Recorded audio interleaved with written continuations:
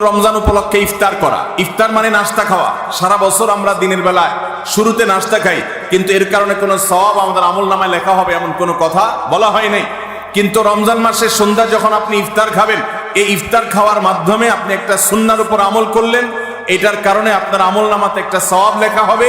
সওয়াবের আশা যদি আপনার থাকে, ইফতারের নিয়ত যদি আপনার থাকে, তাহলে এর মাধ্যমে আপনি সওয়াব লাভ করবেন। এই ইফতার করা এটা রমজানের একটা গুরুত্বপূর্ণ সুন্নাহ। ইফতার যদি কেউ নাও করে, রোজা হয়ে যাবে কিন্তু সুন্নাহ তরক হয়ে গেল। এই জন্য ইফতারে যতটুকু তৌফিক হয় ততটুকু কিছু না কিছু মুখে দেওয়া, এটা সুন্নাহ। ইফতারটা তাড়াতাড়ি করা, ইফতার বিলম্বে না করা। আমরা অনেকে আছি ইফতার অনেক বেশি দেরি করি। আমরা মনে করি যত দেরি করে ইফতার করা যায় ততই বোধহয় রোজাটা নিশ্চিতভাবে শুদ্ধ হয়, সঠিক হয়। এটা ভুল ধারণা। নবী করিম সাল্লাল্লাহু আলাইহি সাল্লাম বলেছেন, যতদিন পর্যন্ত এই উম্মত মুসলমান জাতি ইফতার দ্রুততার সাথে করবে, অর্থাৎ ওয়াক্ত হওয়ার পর আর বিলম্ব করবে না, ততদিন পর্যন্ত তারা কল্যাণের মধ্যে থাকবে। এক্ষেত্রে সাহরির মতো একই কথা প্রযোজ্য, যে দ্রুততার সাথে মানে এই নয় যে একবারে সেকেন্ড হিসাব করে ফেলতে হবে, তবে যতটুকু সম্ভব নিশ্চিত হয়ে গেছেন সূর্য ডুবে গেছে আর বিলম্ব না করে ইফতার করাটাই হলো সুন্নাহ। এবং এক্ষেত্রে আমরা অনেক অবহেলা করি, অনেক দেরি করে ইফতার করি। চতুর্দিকে অন্ধকার হয়ে যাওয়ার পরে ইফতার করে সাধারণত শিয়ারা এবং অনেক বিভ্রান্তরা। আহলুস সুন্নাহ ওয়াল জামাতের সকল উলামায়ে কেরামের ঐক্যবদ্ধ ফতোয়া হলো যে ইফতার তাড়াতাড়ি করা হলো সুন্নাহ। রমজানের আমল হলো ইফতারের দোয়া পড়া।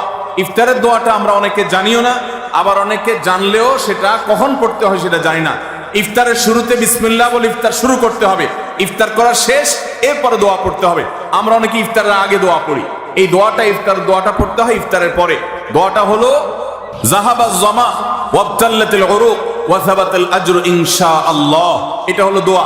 যাহাবাজ জামা মানে হলো আমার পিপাসা দূর হয়ে গেল, ওয়াবতাল্লাতিল উরুক আমি ইফতার করার মাধ্যমে প্রশান্ত হয়েছে, আমার শিরা উপশিরাগুলো সবগুলো সিক্ত হয়েছে, ওয়া সাবাতাল আজরু ইনশাআল্লাহ, এবং এই রোজার বিনিময় আল্লাহর কাছে সাব্যস্ত হলো ইনশাআল্লাহ। এই দোয়া পাঠ করা সুন্নাহ। তাহলে ইফতারের পর আমরা এই দোয়া পড়বো, যাহাবাজ জামা ওয়াবতাল্লাতিল উরুক ওয়া সাবাতাল আজরু ইনশাআল্লাহ। এটা হলো রমজানের আমল, ইফতারের দোয়া পড়া। ইফতার এবং সাহারি উভয়টাতে খেজুর খাওয়া এটা সুন্নাহ। খেজুরের মধ্যে প্রচুর খাদ্য শক্তি আছে। আমরা রমজান মাসে যে রোজা রাখি, সারাদিন পানাহার বর্জন করে থাকি, আমরা যদি সাহারিতে খেজুর খাই আমাদের শরীরে প্রচুর পরিমাণ খাদ্য শক্তি থাকবে এই খেজুর খাওয়ার ফলে। খেজুর অনেক উপকারী একটা খাবার। আমাদের দেশেও আজকাল খেজুর উৎপাদন হচ্ছে আল্লাহর মেহেরবানিতে।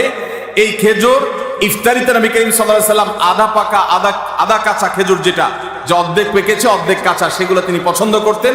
সেটা না পাওয়া গেলে সাধারণ খেজুর এটা দিয়ে ইফতার করা।